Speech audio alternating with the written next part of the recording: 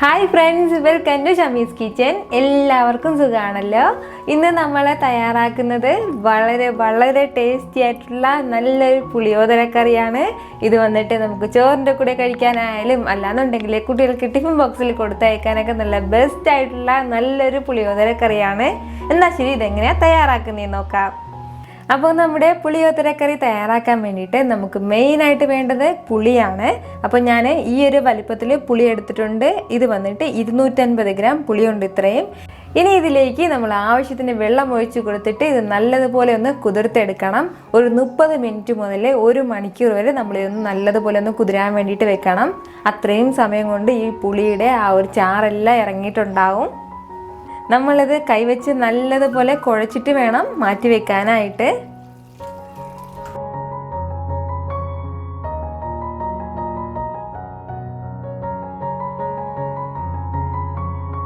ഇനി ഇത് ഒരു 30 മിനിറ്റ് മുതൽ 1 മണിക്കൂർ വരെ ഇങ്ങനെ ഇരിക്കട്ടെ. അത്രയും സമയം കൊണ്ട് നമ്മുടെ ഈ പുളി നല്ലതുപോലെ സോഫ്റ്റ് ആയിട്ട് ഫുൾ ചാറും ഇറങ്ങിയിട്ടുണ്ടാവും.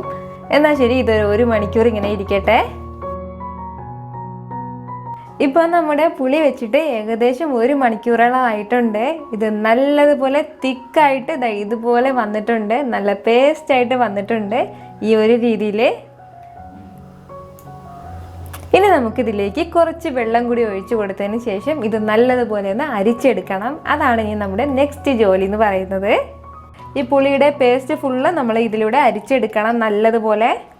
ഈ ഒരു രീതിയിൽ ഞാനിപ്പോൾ നല്ലതുപോലെ പിഴിഞ്ഞെടുത്തിട്ടുണ്ട്. അപ്പോൾ ഇനി നമുക്ക് ഈ ബാക്കി വന്ന പുളിയിലും കുറച്ചുകൂടി വെള്ളം ഒഴിച്ച് അതും നമ്മൾ നല്ലതുപോലെ മിക്സ് ചെയ്ത ശേഷം ഇതുപോലെ തന്നെ നമ്മൾ അതും അരിച്ചെടുക്കണം.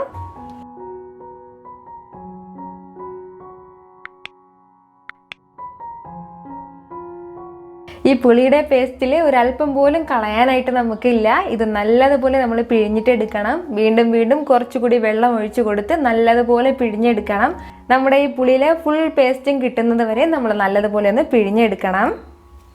ഇപ്പോൾ നമ്മുടെ പുളിയുടെ പേസ്റ്റ് നല്ലതുപോലെ റെഡിയായിട്ട് വന്നിട്ടുണ്ട്. ഇനി നമുക്ക് പുളിയോദര കറി റെഡിയാക്കാം.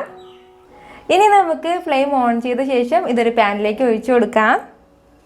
ഫ്ലെയിം ഒന്ന് മീഡിയത്തിൽ വെച്ചിരുന്നാൽ മതിയാവും.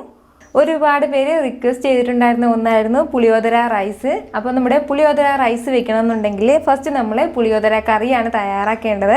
അപ്പോൾ അതിന് വേണ്ടിയിട്ടാണ് ഞാൻ ഫസ്റ്റ് പുളിയോദര കറി തയ്യാറാക്കി എടുക്കുന്നത്. ഇനി ഇത് ചെറുതായിട്ടൊന്ന് തിളച്ചിട്ട് വരട്ടെ. നമ്മുടെ പുളിയുടെ പേസ്റ്റ് ചെറുതായിട്ടൊന്ന് ചൂടായിട്ട് വരുമ്പോഴത്തേക്കും ഇനി നമുക്കിതിലേക്ക് ബാക്കി ചേരുവകളൊക്കെ ചേർത്ത് കൊടുക്കാം. അപ്പോൾ ഇനി നമുക്ക് ഇതിലേക്ക് ചേർക്കേണ്ടത് പച്ചമുളകാണ്. ഞാനിപ്പോൾ ഒരു 5 വലിയ പച്ചമുളകാണ് എടുത്തിട്ടുള്ളത്. പോയിട്ട് ഇത് നല്ല എരിവുള്ള പച്ചമുളകാണ്. അതിൻ്റെ പേരിലാണ് 5 എണ്ണം എടുത്തത്. ഒരു മീഡിയം സൈസ് ആണെന്നുണ്ടെങ്കിൽ ഒരു 20ഓളം പച്ചമുളക് നമുക്ക് ആവശ്യമായിട്ട് വരും. ഇത് വലിയ പച്ചമുളകാണ്.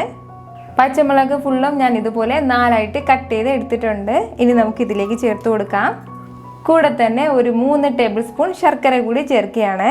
അപ്പോൾ നമ്മുടെ ഈ പുളിയൊക്കെ ഒന്ന് ബാലൻസ് ചെയ്യാൻ വേണ്ടിയിട്ടാണ് നമ്മൾ ഈ ശർക്കര ചേർത്ത് കൊടുക്കുന്നത്. ഇനി നമുക്കിതിലേക്ക് ആവശ്യത്തിനുള്ള ഉപ്പ് കൂടി ചേർത്ത് കൊടുക്കാം. അപ്പോൾ നമ്മുടെ പുളി ആയതിൻ്റെ പേരിൽ കുറച്ചധികം ഉപ്പ് ചേർത്ത് കൊടുക്കണം. ഇത് ഏകദേശം ഒരു 2 ടേബിൾ സ്പൂണും കൂടുതൽ ഉപ്പുണ്ട്. ഇനി കുറച്ച് കറിവേപ്പില കൂടി ചേർത്ത് കൊടുക്കാം. ഇത്രയും ചേർത്തിട്ട് നമുക്കിത് നല്ലതുപോലെ ഒന്ന് മിക്സ് ചെയ്തെടുക്കാം. നമ്മൾ ഇത്രയും പുളി വെച്ചിട്ടാണ് ഇത് തയ്യാറാക്കുന്നതെന്ന് വെച്ചിട്ട് വലിയ പുളിയുടെ ടേസ്റ്റ് ഒന്നുമല്ല ഉണ്ടാകുന്നത്. അതിന് വേണ്ടിയിട്ടാണ് നമ്മൾ ഈ പച്ചമുളകും ശർക്കരയൊക്കെ ചേർത്ത് കൊടുത്തിട്ടുള്ളത്. പിന്നെ നമ്മൾ പ്രത്യേകം ശ്രദ്ധിക്കേണ്ട ഒരു കാര്യം എന്തെന്ന് വെച്ചാൽ, നമ്മൾ എടുക്കുന്ന പുളിക്ക് നല്ല പുളി കൂടുതലാണെന്നുണ്ടെങ്കിൽ നമ്മൾ അതിനനുസരിച്ചിട്ട് ശർക്കരയുടെ അളവും അതുപോലെ തന്നെ ഉപ്പിൻ്റെ അളവും കൂട്ടേണ്ടി വരും.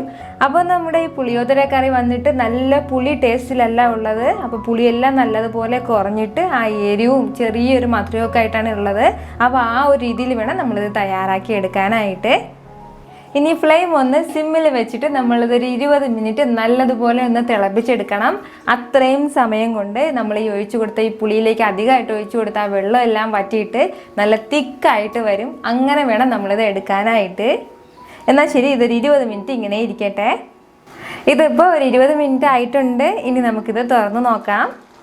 നമ്മുടെ പുളിയോദര കറി നല്ലതുപോലെ റെഡി ആയിട്ട് വന്നിട്ടുണ്ട്. ഈ ഒരു രീതിയിൽ ഇത്രയും തിക്കായിട്ട് വേണം വരേണ്ടത്. അപ്പം നമ്മൾ നേരത്തെ വെച്ച് കൊടുത്തതിനേക്കാളും പകുതിയോളം കുറുകിയിട്ട് വന്നിട്ടുണ്ട്. അപ്പോൾ ഇങ്ങനെ വേണം നമ്മൾ പുളിയോദര കറി തയ്യാറാക്കി എടുക്കാനായിട്ട്. ഇനി നമുക്ക് ഇതിൻ്റെ കൂടെ ഒരു 2 ടേബിൾ സ്പൂൺ അളവിൽ ഓയിൽ കൂടി ചേർത്ത് കൊടുക്കാം. ഓയിൽ എടുക്കുമ്പോൾ നമ്മൾ പ്രത്യേകം ശ്രദ്ധിക്കേണ്ട ഒരു കാര്യം എന്ന് വെച്ചാൽ വെളിച്ചെണ്ണ നമ്മൾ ഇതിന് വേണ്ടി എടുക്കരുത്. കാരണം നമ്മളിത് ഫ്രിഡ്ജിൽ സൂക്ഷിക്കേണ്ടതാണ്. ഫ്രിഡ്ജിൽ വെളിച്ചെണ്ണ സൂക്ഷിക്കുമ്പോഴത്തേക്കും അത് കട്ട പിടിക്കും. അപ്പോൾ അതിന് വേണ്ടിയിട്ടാണ് നമ്മൾ വെളിച്ചെണ്ണ എടുക്കാതിരിക്കുന്നത്. പകരം സൺഫ്ലവർ ഓയിലാണ് ഞാനിപ്പോൾ എടുക്കുന്നത്.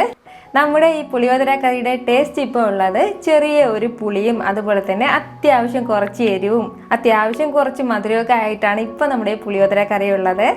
അപ്പോൾ ഈ പുളിയോദര കറി വെച്ചിട്ടാണ് നമ്മളിനി പുളിയോദര റൈസ് തയ്യാറാക്കുന്നത്.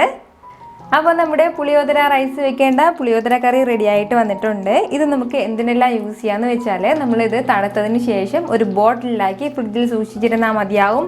അപ്പോൾ നമുക്ക് കുട്ടികൾക്ക് ടിഫിൻ ബോക്സിലൊക്കെ കൊടുത്തയക്കുമ്പോഴത്തേക്കും നമ്മൾ പകരം അച്ചാറിന് പകരം നമുക്കിതൊരു ചെറിയ ബോട്ടിലിൽ ഒഴിച്ച് കൊടുക്കാം. അതുപോലെ തന്നെ ഉച്ചയ്ക്ക് ചോറിൻ്റെ കൂടെ സൈഡിലൊരൽപ്പം വെക്കാം. അങ്ങനെയെല്ലാം നമുക്കിത് കഴിക്കാൻ വേണ്ടിയിട്ട് പറ്റും. മെയിനായിട്ട് നമ്മൾ ഈ പുളിയോദര കറി വെച്ചിട്ട് ചെയ്യുന്നത് പുളിയോദര റൈസ് ആണ്. അപ്പോൾ നമ്മുടെ നെക്സ്റ്റ് റെസിപ്പി എന്ന് പറയുന്നത് പുളിയോദര റൈസ് ആയിരിക്കും. അപ്പോൾ നിങ്ങൾ ഇത് ഉറപ്പായിട്ട് ഇത് ട്രൈ ചെയ്ത് വെച്ചിരിക്കണം. നെക്സ്റ്റ് റെസിപ്പിയിൽ പുളിയോദര റൈസുമായിട്ട് വരുന്നതായിരിക്കും. അപ്പോൾ നിങ്ങൾക്ക് ഈ വീഡിയോ ഇഷ്ടമായാൽ ലൈക്ക് ചെയ്യാനും ഇത് മറ്റുള്ളവർ കാണണമെന്ന് ആഗ്രഹിക്കുന്നുണ്ടെങ്കിൽ ഷെയർ ചെയ്യാനും സബ്സ്ക്രൈബ് ചെയ്യാനും മറക്കരുത്. വീണ്ടും നല്ലൊരു റെസിപ്പിയുമായിട്ട് വരുന്നവരായിരിക്കും. Bye from Shamee's kitchen.